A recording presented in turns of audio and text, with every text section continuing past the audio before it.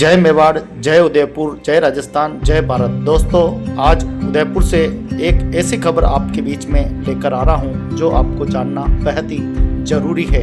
आज हम कहां खड़े हैं, किस मोड़ पर खड़े हैं, तो दोस्तों आइए वीडियो को स्टार्ट करते हैं। और सबसे पहले बात करते हैं हमारे राजा महाराजाओं की, बनाने वाले, इतिहास बना गए, कोई जिले तो कोई किले बना गए और मानव जाति को सुशोभित कर गए। राजा महाराजाओं के कार्यकाल में भी इतने लोग दुखी नहीं हो रहे जितने आज के शासन और प्रशासन प्रणाली में लोग हो रहे हैं। राजा महाराजा एक इशारे पर लोगों को भूखंड आवंटन कर देते थे, जमीन दे देते थे, रोटी रोजी, कपड़ा और मकान जैसी व्यवस्थाएं भी करते थे।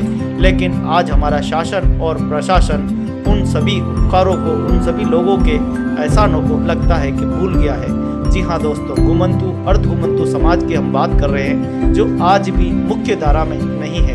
उदयपुर से लगभग 20 किलोमीटर दूर आज हम चलने वाले हैं डबोक क्षेत्र में, जहां हम घुमंतु अर्ध घुमंतु समाज के लोगों से मिलने वाले हैं और उनके घर आशाएं हम देखेंगे। दोस्तों, पीढ़ी दर पीढ़ी इन लोगों को उजाड़ दिया जाता है। कभी ये रोड पर अपना व्यवसाय करते हैं, रोड चौड़े करने के नाम पर इनको उजाड़ दिया जाता है, तो कभी गांव बसने से, आबादी होने से उनको उजाड़ दिया जाता है। दोस्तों, बिल्कुल आप सही कह रहे हैं। डबोक क्षेत्र में ये गांव आप देख रहे हैं, ये घुमंतु अर्ध घुमंतु, यहाँ बंजारा और कई घुमंतु के समाज के लोग रहते हैं। कहने का तात्पर्य है, जहाँ एक बड़े आंदोलन नीएनटी समाज कर रहा है, रतननाथ जी कालबेलिया, लाल सिंह जी जैसे महान व्यक्तित्व के नेतृत्व में इन लोगों के हक और अधिकारों की लड़ाई लड़ी जा रही है। एक लंबा जो संघर्ष है वो चल रहा है। सड़क से लगाकर आप जयपुर और जयपुर से लगाकर दिल्ली तक ये आंदोलन जारी है। वहीं आप देखें कि ये समाज आज भी शोषित, पीड़ित, वंचित और समय समय पर यह समाज योजनाओं के नाम पर ठगा भी जाता है।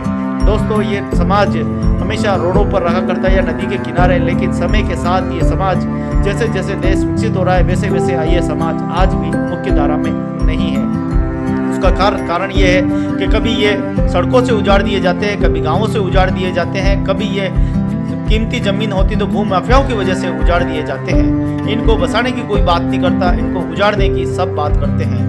एक तरफ तो यूआईटी और उदयपुर विकास प्राधिकरण एवं शहरों में नगर निगम का बुलडोजर लगातार इनके घरों पर, आशियाने पर चल रहा है। शहरों में झुग्गी झोपड़ी और सड़क के किनारे रहते हैं, वहीं गांव से दूर आप देखिए कि 1-1.5 किलोमीटर दूर ये लोग बसे हुए रहते हैं। इनके कच्चे पक्के मकान, ये मकान बनाते हैं तोड़ देते हैं, मकान बनाते हैं तोड़ देते हैं। तो आप देखिए ये क्रम बरसों से बना हुआ है। इन लोगों को हमेशा उजाड़ दिया जाता है।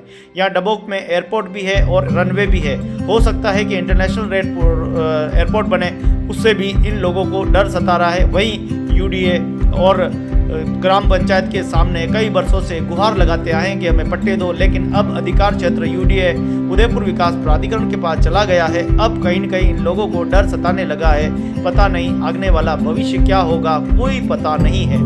ये घुमंतु अर्ध घुमंतु समाज, खास करके गाडोलिया लोहार समाज, जिन्होंने मेवाड़ की आन बान शान, वीर शिरोमणि प्रातः स्मरणीय महाराणा प्रताप के साथ कंधे से कंधा मिलाकर युद्ध में भाग लिया, औजार बना के दिए, लेकिन ये समाज मुख्य धारा में नहीं है। शोषित, पीड़ित, वंचित, इन्होंने घर बार परिवार सब कुछ त्याग दिया।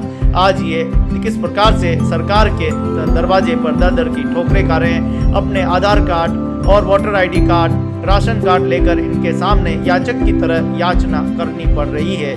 देखिए, इतनी बड़ी त्याग और तपस्या करने वाला समाज आज रोड पर है और जगह जगह इनकी स्थितियों से हमने कई बार आपको जिलों की नगरी मेवाड़ चैनल के माध्यम से आपको अवगत भी कराया है।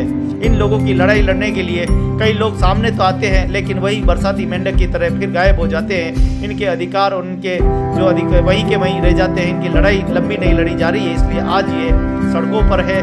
आज ये बिना पट्टे रह रहे हैं, बिना मूलभूत सुविधाओं के भी ये रहने को मजबूर है। इनका जो पेशा है वो रोड पे ही काम करने का है। घुमंतु अर्ध घुमंतु समाज रोड पे ही कमा कर खाता है। इनके एरण के माध्यम से पाना करने का काम या लोहे के कोई औजार बनाने का काम, दूसरे समाज की हम बात करें भंगार का काम, अलग अलग समाजों से जुड़े हुए हैं घुमंतु। और ये समाज हमेशा कहीं न कहीं शोषित और पीड़ित है। और उसका कारण है क्योंकि आज का संबल समाज, राजनेता, शासन और प्रशासन इस ओर ध्यान नहीं है, इसीलिए ये अर्थव्यवस्थाएं बनी हुई है।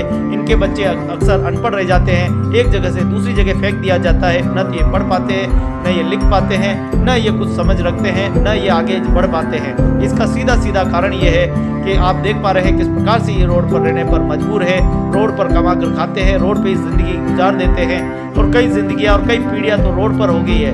ये शासन और प्रशासन कभी कैंप में धक्के खाते हैं, लेकिन इनकी सुनवाई हो तो वो कैसे, कोई सुनने वाला नहीं, कोई समझने वाला नहीं। शासन और प्रशासन की प्रणाली ऐसी है कि ये दफ्तरों के चक्कर हमेशा काटते रहते हैं। गुजारिश करेंगे इन लोगों के हक और अधिकारों की लड़ाई में आप भी हाथ बटाएं, इनकी आवाज़ बने और इनके सहयोग करें ताकि ये समाज भी सशक्त और उन्नत बने। ये भी एक भारत का भविष्य समाज है जिसे हम सबको मिलकर मदद करनी है। देश और दुनिया का विकास में और मेवाड़ के खास करके विकास में इन लोगों का बहुत बड़ा योगदान रहा है। जय मेवाड़, जय उदयपुर। स्टोरी अच्छी लगी हो, रिपोर्ट अच्छी लगी तो